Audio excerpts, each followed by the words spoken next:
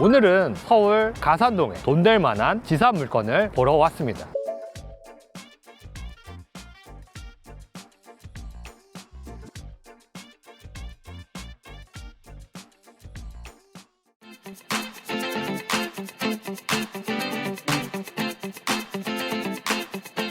안녕하세요. 부동산 경매 낙찰 전문가 누막수입니다. 오늘은 서울 가산동에 돈 될 만한 지산 물건을 보러 왔습니다. 현재 보러 온 물건은 11억짜리가 5억 6,300까지 떨어진 상태입니다. 과연 이 정도 떨어졌으면 돈이 될지 안 될지, 그리고 지산 물건은 어떤 포인트로 임장하면 좋은지 하나하나 말씀드려보겠습니다. 한번 같이 따라가 보시죠. 우선 지산 임장할 때 필수적으로 체크해야 될 포인트가 관리사무소에 들리는 겁니다. 관리사무소에서 어떤 걸 물어보냐, 기본적으로 미납관리비가 얼마인지, 실제 점유자가 누구인지, 그리고 대부분의 지산들은 입주일까지 꼭 체크를 하셔야 됩니다. 지금 이 경매 물건 같은 경우에는 20년 된 지산이라서 기본적으로 입주율이 거의 100%에 가까울 것 같지만 지금 경기상이 좋지 않기 때문에 실제 입주율이 어느 정도인지도 물어보시는 게 좋습니다. 한번 가보시죠.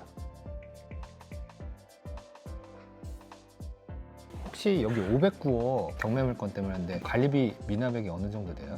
한 600 정도 되고요. 그러면 언제부터 안 내고 있었던 거예요? 25년 4월 봄부터. 그러면은 600만 원 정도면 비어있는 상태인가 보네요. 언제부턴가 계속 비어 있더라고요. 하여튼 그 정도 됐었어요. 그러면 여기는 관리비 뭐 한 달에 얼마 정도 나오는 거예요? 평당 5,000원 정도 계산하시면 돼요. 근데 여기 뭐 좀 공실이 좀 있나요? 요즘은 그래도 조금 있긴 해요. 층마다 한두 개 정도? 아니, 층마다 그 정도는 아니고요. 아, 그러면 그렇게 많지는 않네요. 주차는 대당 하나씩만 할 수 있는 건가요? 호실당? 자기 평소의 지분율에 따라 다 틀리게 돼요.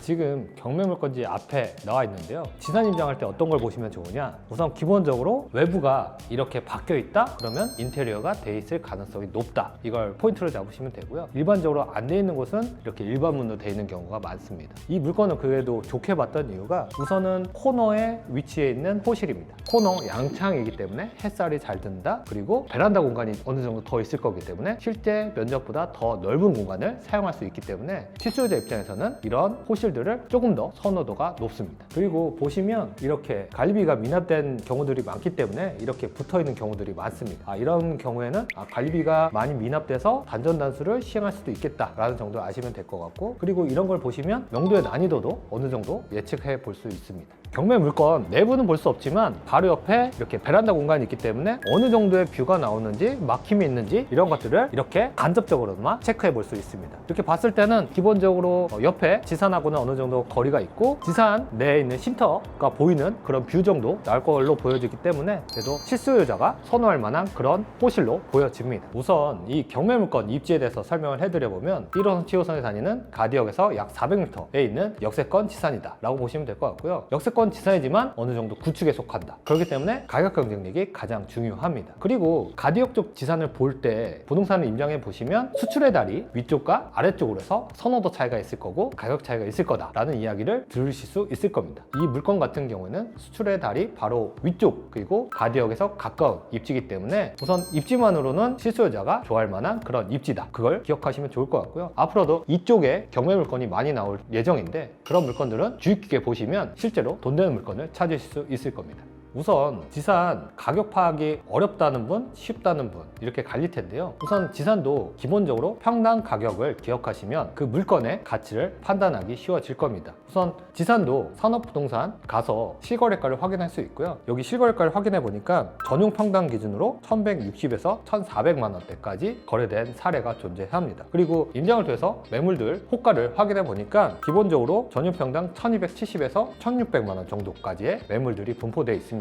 근데 우리 투자자 입장에서는 단기 매도가 목표이기 때문에 가장 싼 급매물 가격을 기준으로 했을 때 얼마만큼 싸게 받을 거냐 이거를 따질 수 있으면 지산 임장이 한결 쉬워질 거고 돈 될 만한 물건들도 찾을 수 있을 겁니다. 그렇다고 하면 이 경매 물건이 얼마의 가치가 있느냐라는 결론을 누막소 식으로 내보면 가장 급매가 기준인 한 1200만 원대까지 내려서 생각해보면 이 물건 자체는 약 8억 정도의 가치는 있는 게 맞습니다. 지금 감정가로 되어 있는 11억은 너무 고평가되어 있는 거고 실제 시장 가격을 걸 반영해 봤을 때는 한 8억 정도의 가치는 충분하다. 근데 지금 최저가 5억 6,300원 너무너무 싼 가격으로 보여집니다. 그렇다고 하면 얼마를 입찰할 것인가? 입찰가 산정의 핵심인데요. 그 입찰가 산정의 핵심은 고정 댓글을 참고해서 오픈 채팅방에 들어오시면 누막수가 속 시원하게 답변을 드리도록 하겠습니다. 그리고 이 물건 같은 경우에는 NPL 사후정산부 거래가 가능한 구조가 되긴 합니다. 그래서 유동화회사 담당자한테 전화를 해봤는데 아직은 매각 의사가 없다라는 답변을 듣긴 했는데, 그것도 꾸준히 컨택하다 보면 NPL 사후정산부 구조로도 이 물건은 투자가 가능할 걸로 보여지긴 합니다. 어떤 결과가 나올지는 나중에 공개를 해드릴 예정이고요. 우선은 이거는 지금 일반 입찰로도 아주 싼 가격이기 때문에 입찰을 검토해봐도 좋을 그런 물건으로 보여집니다. 추가적으로 말씀드리면 이렇게 기업은행이 위치해 있는 지산들은 입지적으로 어느 정도 보장된 곳이다 보시면 됩니다. 오늘은 누막수가 지산이 가장 많은 가산동 일대에 있는 지산 경매물건을 하나 정해서 임장을 해봤는데요. 누막수TV 구독자 여러분들도 돈 될 만한 물건들은 현장에 있다는 걸 꼭 기억하시고 임장해보시고 입찰까지 꼭 가보시길 추천드립니다. 앞으로도 돈 되는 경매물건 누막수TV를 통해서 아낌없이 알려드리도록 하겠습니다. 오늘도 긴 영상 시청해주셔서 감사드리고요. 조택구할 부탁드리겠습니다. 감사합니다.